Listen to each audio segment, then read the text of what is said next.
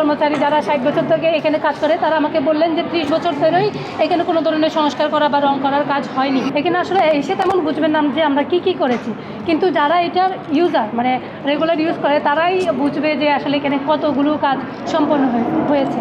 আমি এখানে যে কাজগুলো করেছি তার মধ্যে আমরা এখানে যেহেতু পুরুষ কর্মচারীরা কাজ করেন সেক্ষেত্রে আমরা প্রশাসনের নিকট নারী কর্মচারী চেয়ে আবেদন করেছি, কিন্তু সেটি এখনও পর্যন্ত না হয় আমরা একটা ব্রেস্ট ফিডিং বা পর্দা কর্নার স্থাপন করেছি যাতে পর্দানশীল নারী অথবা যারা মা শিক্ষার্থী আছেন তারা ইউজ করতে পারেন।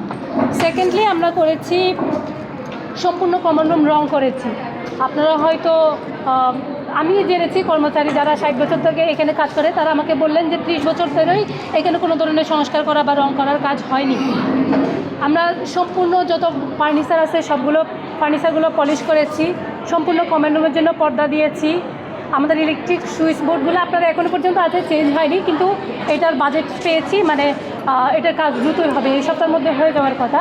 যেহেতু শিক্ষার্থীদের জন্য এটা খুবই গুরুত্বপূর্ণ, এই জন্য আমরা ইলেকট্রিসিটি কাজ শেষ না হওয়ার আগেই আমরা দিয়ে দিয়েছি। এখানে আপনারা খেয়াল করবেন অনেকগুলো ফ্যান আমরা সংযোজন করেছি, লাইটও সংযোজন করেছি, আরও কিছু লাইট আমাদের আসবে। আমরা এখানে পানির ফিল্টার দিয়েছি। ওয়াশরুম 2টা ওয়াশরুম ছিল, এগুলো ভেঙে আমরা একদম নতুনভাবে ওয়াশরুম তৈরি করে দিয়েছি, একটা লো কমোড একটা হাই কমোড, সবার সুবিধার্থে আমরা এই সিদ্ধান্ত নিয়েছি। ওয়াশরুমের দুর্গন্ধ দূর করার জন্য এক্সস্ট ফ্যান দিয়েছি, নামাজ রুমের জন্য কার্পেট দিয়েছি, এটা আমরা বেশ কিছুদিন আগেই দিয়েছি। ওয়াইফাই লাইন সংযোজন করা হয়েছে এবং আমরা চেষ্টা করছি যে এখানের মধ্যে যা সমস্যাগুলো শিক্ষার্থীরা ফেস করে, যেমন ক্যান্টিন নিয়ে আমাদেরগুলো অনেকগুলো অভিযোগ আসছে, আমরা চেষ্টা করছি ক্যান্টিনটাও চেঞ্জ করে শিক্ষার্থীদের যে চাহিদা সেই মোতাবেক একটা ক্যান্টিন আনা যায় কিনা।